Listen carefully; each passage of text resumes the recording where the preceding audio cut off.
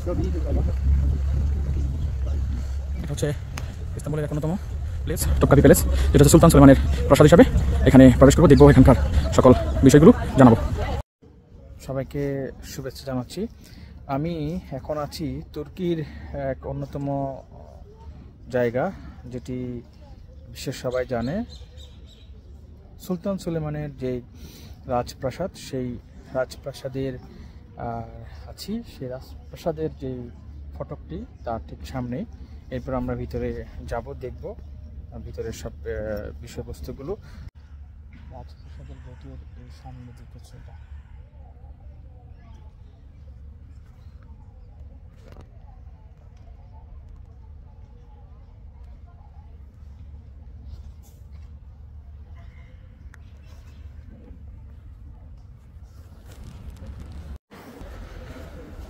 সুলতান সুলেমানের এই প্রাসাদের মধ্যে হোলি রেকলেস নামে একটি প্লেস, যেটাতে হযরত মুহাম্মদ সাল্লাল্লাহু আলাইহি ওয়াসাল্লামের অনেক কিছুই এখানে রাখা আছে।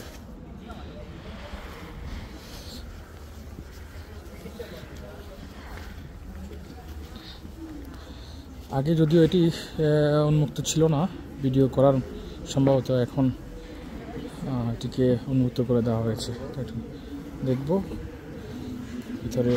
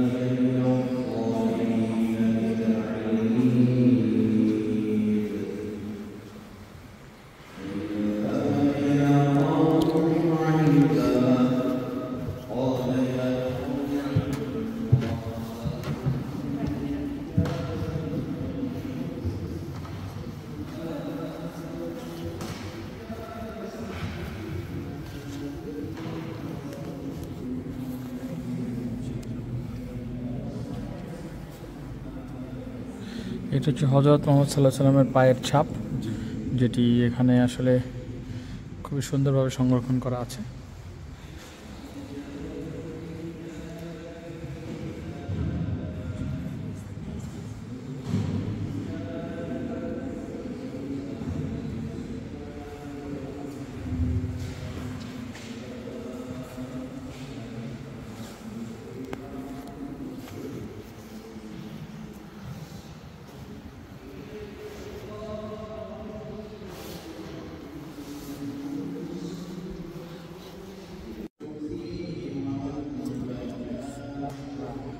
সুলতানের যে প্যালেস, যে প্রাসাদ, সেই প্রাসাদের ভিতরে হযরত মুহাম্মদ সাল্লাল্লাহু আলাইহি ওয়াসাল্লামের ব্যবহৃত অনেক কিছু এখানে সংরক্ষণ করা আছে, যেটি আগে হয়তো সবার জন্য ভিডিও করার জন্য উন্মুক্ত করে দেওয়া হয়নি, বাট এখন এটি মোটামুটি সবার জন্য উন্মুক্ত করে দেওয়া আছে।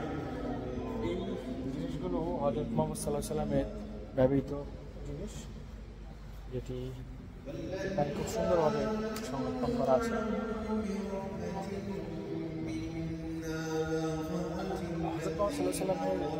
যে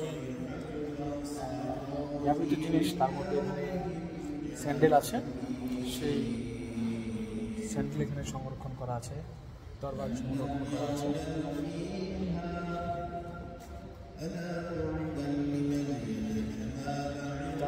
ব্যবহৃত জিনিসগুলো এই সুলতানের যে প্রাসাদ, সেই প্রাসাদে এখানে সংরক্ষণ করা আছে। এখানে বেশ কিছু জিনিস দেখা যাচ্ছে যেগুলো খুব সুন্দরভাবে সংরক্ষণ করা আছে।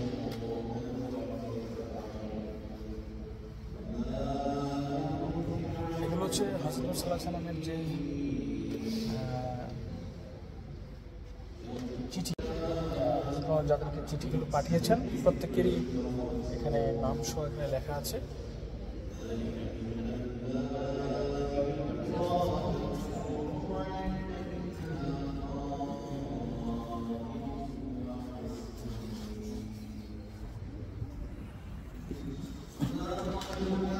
এটা হচ্ছে হযরত মুহাম্মদ সাল্লাল্লাহু আলাইহি সাল্লামের পায়ের ছাপ, যেটি এখানে সংরক্ষণ করা আছে।